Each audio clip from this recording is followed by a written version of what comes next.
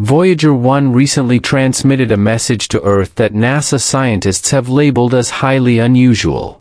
At one point, the spacecraft even appeared to be on the verge of shutting down entirely. But what exactly is going on in the vastness of interstellar space? Could this be a long-awaited reply to the Voyager Golden Records, or has something more mysterious happened, like an alien hijacking and a cryptic warning sent back to Earth? Stay with us until the end to find out what strange developments surrounding Voyager 1 have experts on high alert. The Voyager mission team certainly isn't short on challenges. Since their launch in 1977, the two identical probes have been traveling through space, delivering invaluable data from beyond our solar system. But now, these aging spacecraft are increasingly making headlines due to recurring technical issues. NASA engineers have had to devise clever workarounds to fix failing onboard computers, malfunctioning thrusters, and even frequent communication blackouts, now almost a routine occurrence for the mission. Yet, despite these setbacks, the team has consistently managed to restore functionality and keep the longest-running space mission in history alive. To stretch the mission's lifespan as much as possible, NASA has adopted a strict power-saving strategy, gradually shutting down more and more of Voyager's scientific instruments. Still, the journey continues, though not without growing concern. While the Voyager probes are undoubtedly shining examples of durable engineering, a recent issue nearly turned into a serious setback. Just a few weeks ago, a malfunction threatened one of Voyager 1's thrusters, critical components responsible for adjusting the probe's orientation. These particular thrusters are vital for keeping its antenna directed toward Earth, ensuring continuous radio communication across staggering distances. And when we say staggering, we're not exaggerating. Over the past 50 years, Voyager 1 has traveled an astonishing 25 billion kilometers away from the Sun.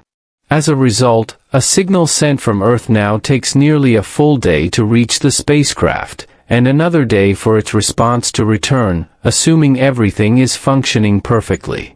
Aside from the main thrusters, Voyager 1 is also equipped with 4 roll control thrusters that manage its rotation along its longitudinal axis. These are activated whenever the probe drifts away from its designated orientation relative to target stars. As with most systems on the spacecraft, there's a backup in place for these thrusters.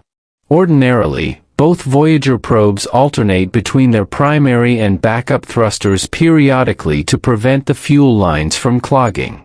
However, Voyager 1 has been operating solely on its backup thrusters since 2004. The issue began when the heating elements of Voyager 1's primary roll control system failed. At the time, experts believed the malfunction couldn't be fixed. In the years since, the fuel lines in the backup thrusters gradually became clogged, and by autumn 2025, they were expected to be completely blocked. To put it plainly, that would mean the end of Voyager 1. Faced with this looming threat, NASA engineers refused to give up. Instead, they devised a bold and risky plan, attempt to reactivate the spacecraft's original thrusters, which had been offline for over 20 years. They hoped the failure wasn't due to permanent damage, but rather an automatic shutdown caused by a heater issue. If the heating system could be restored, the primary roll control thrusters might still work. But this move came with serious risks. If the spacecraft shifted too much during the process of reactivating the heaters and thrusters, the onboard computer could mistakenly fire the roll control nozzles. If the thrusters ignited while still too cold, the system could explode, potentially destroying not just the roll control unit, but other vital systems as well. To make matters even more urgent, NASA had a strict deadline. The switch had to be completed by May 4, 2025. But this time, the pressure wasn't coming from the spacecraft, it was due to Deep Space Station 43, the main communication link to Voyager 1 and 2, which had its own time constraints. As a key part of NASA's Deep Space Network, the 70-meter antenna in Canberra, Australia, was taken offline in early May for extensive upgrades and reconstruction. Not wanting to risk delays, the NASA ground team chose to send a high-stakes command to Voyager 1 ahead of schedule on March 20th. After hours of tense anticipation, the data returned from Voyager 1 confirmed a breakthrough. The primary roll control system had been successfully reactivated, and the temperature of the jet heaters, dormant for 21 years, had significantly increased. The rest of the system switch also proceeded smoothly, marking yet another remarkable recovery in the Voyager mission's legendary journey. Voyager's baffling transmission still puzzles scientists. Despite being launched in an era without smartphones or modern computers, the Voyager probes are remarkably still active today.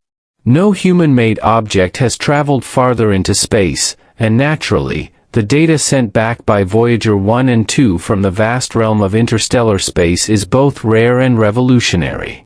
But what happens when that groundbreaking stream of information suddenly turns into an indecipherable mess?